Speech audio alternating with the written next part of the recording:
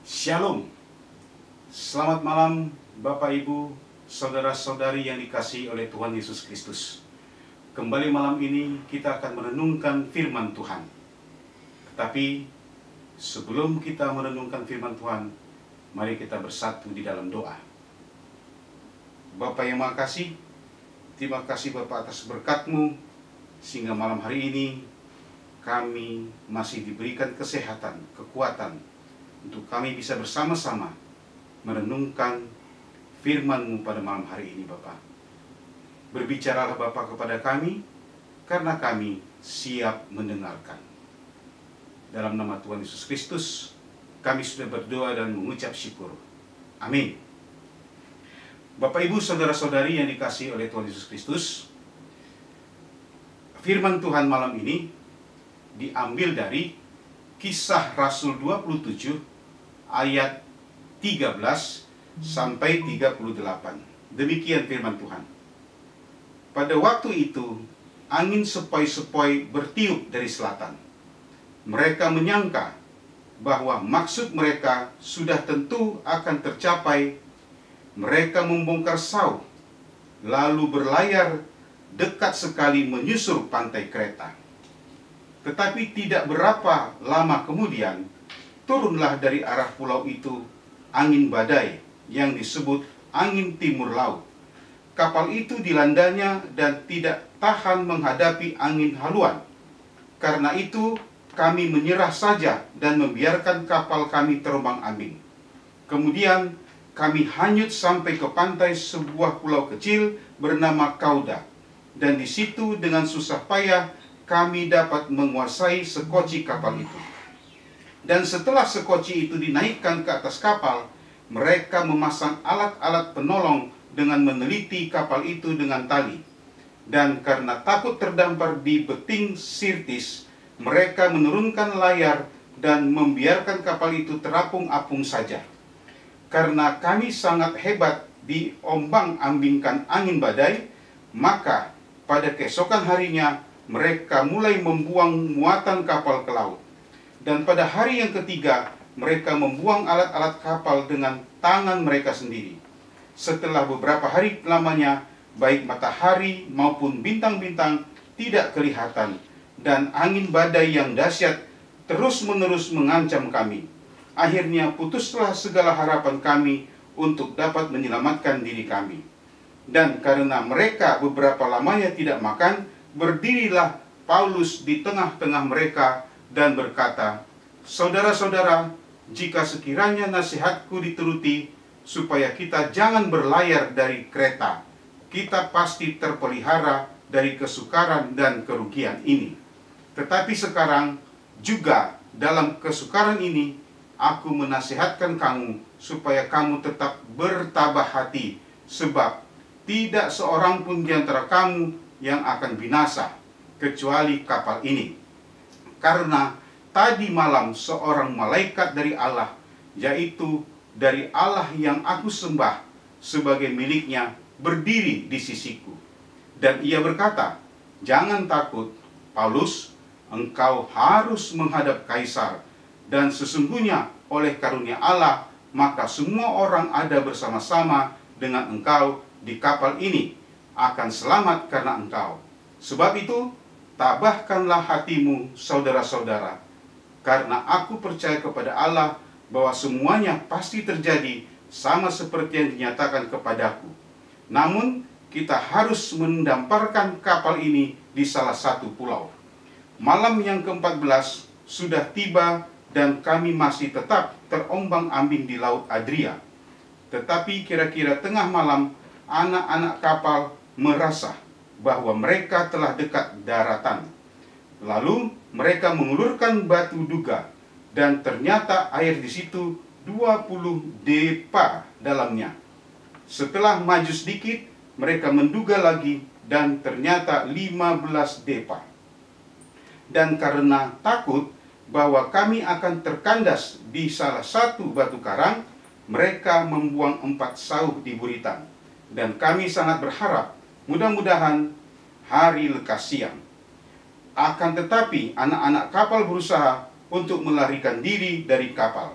mereka menurunkan sekoci dan berbuat seolah-olah mereka hendak melabuhkan beberapa sauh di haluan. Karena itu, Paulus berkata kepada perwira dan prajurit-prajuritnya, "Jika mereka tidak tinggal di kapal, kamu tidak mungkin selamat." Lalu, prajurit-prajurit itu memotong tali sekoci dan membiarkannya hanyut.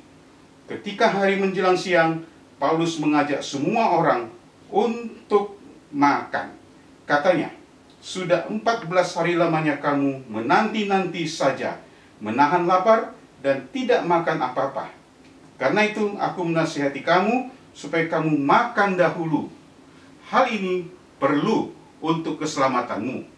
Tidak seorang pun di antara kamu akan kehilangan sehelai pun dari rambut kepalanya." Sesudah berkata demikian, ia mengambil roti, mengucap syukur kepada Allah di hadapan semua mereka, memecah-mecahkannya, lalu mulai makan. Maka kuatlah hati semua orang-orang itu, dan mereka pun makan juga. Jumlah kami semua yang di kapal itu 276 jiwa.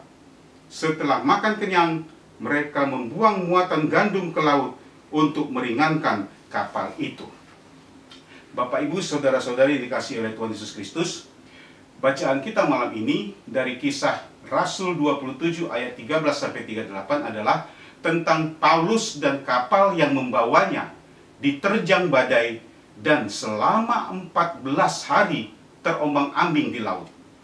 Paulus ditangkap dan diadili dengan banyak tuduhan berat yang disampaikan oleh orang Yahudi kepada Paulus di hadapan Yang Mulia Agripa dan Festus. Sebenarnya, tuduhan itu diajukan dengan maksud untuk menangkap dan membunuh Paulus. Karena baik orang Yahudi maupun Romawi sama-sama berkeinginan menghentikan Paulus dan pemberitaan tentang Yesus dari Nazaret itu. Dikisahkan terdapat 276 jiwa berada dalam satu kapal yang sedang mengalami pencobaan yang sangat berat saat menempuh perjalanan menuju Roma.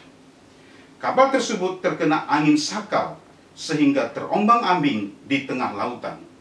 Lebih mengerikan lagi, saat kejadian berlangsung, langit dalam keadaan gelap gulita, sampai-sampai mereka tidak melihat matahari selama hampir 14 hari. Begitu dahsyatnya angin sakal dan gelombang laut yang menghantam kapal, orang-orang menjadi tawar hati dan hilang pengharapan.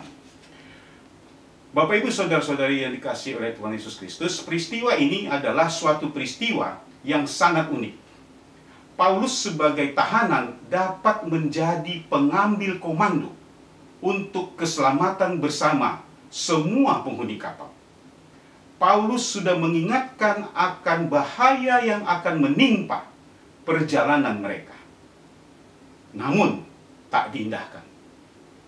Apa yang dikhawatirkan Paulus sungguh nyata. Mereka diterjang badai dan terombang-ambing dalam ketidakpastian selama 14 hari. Paulus, seorang tahanan, menjadi kesaksian yang hidup bagi seluruh penghuni kapal, meyakinkan mereka dan melayani mereka dengan jamuan kasih. Rasul Paulus mengerti apa artinya tabah. Dalam pelayaran menuju Roma untuk menghadapi persidangan karena imannya kepada Yesus, Paulus mengetahui dari malaikat bahwa kapalnya yang diamuk badai akan tenggelam. Namun, Paulus tetap memberi semangat kepada semua orang yang bersamanya di kapal itu. Karena Allah telah menjanjikan mereka semua akan selamat meskipun kapalnya karam. Bapak, Ibu, saudara-saudari yang dikasihi oleh Tuhan Yesus Kristus, ketika orang-orang sudah sangat pesimistis dan merasa sudah tidak memiliki harapan untuk selamat, Rasul Paulus yang kebetulan menjadi salah satu penumpang di kapal itu memiliki sikap hati yang berbeda. Di tengah kepanikan yang hebat, Rasul Paulus mampu menguatkan orang banyak itu. dengan penuh iman, ia berkata, "Tidak seorang pun di antara kamu akan kehilangan sehelai pun dari rambut kepalanya." Hati kita ibarat kapal yang sedang mengarungi lautan kehidupan, sedangkan Sauh berbicara tentang pengharapan. Hati kita akan tetap kuat di tengah badai atau hantaman ombak sebesar apapun apabila kita memiliki pengharapan. Pertanyaannya adalah, ke arah manakah Sauh atau pengharapan itu akan kita labuhkan? Bapak, Ibu, saudara-saudari yang dikasihi oleh Tuhan Yesus Kristus, ketika malapetaka datang, kita cenderung mengharapkan Allah akan segera membereskannya. Semuanya kita harapkan Tuhan yang akan membereskan. Namun, Allah memberikan iman agar kita tetap tabah, bertekun, dan bertumbuh. Paulus menulis kepada jemaat di Roma, kesengsaraan itu menimbulkan ketekunan. Dalam Roma 5 ayat 3. Kita yang mengetahui hal tersebut hendaknya dapat menguatkan satu sama lain untuk tetap mempercayai Allah di masa-masa sulit sekarang ini. Amin. Mari kita berdoa. Bapa yang Maha Kasih, terima kasih Bapa, kami sudah merenungkan, kami sudah membaca, memahami, dan mengerti isi daripada firman-Mu. Tapi Bapa, kami juga berjanji untuk melaksanakan firman-Mu itu. Berkati Bapa kami pada malam hari ini. Kami akan istirahat, berkati istirahat kami malam hari ini, agar besok pagi kami bangun dalam keadaan sehat dan semangat yang baru. Berkati semua aktivitas dan pekerjaan kami Bapa, yang tentunya semua adalah untuk kemuliaan bagi nama-Mu. Hapuskan segala dosa-dosa dalam perbuatan kami, agar kami layak menerima berkat-Mu. Hanya di dalam nama anak-Mu Yesus Kristus, kami sudah berdoa dan mengucap syukur. Amin. Bapak, Ibu, saudara-saudari yang dikasihi oleh Tuhan Yesus Kristus, terima kasih. Selamat malam. Tuhan Yesus memberkati.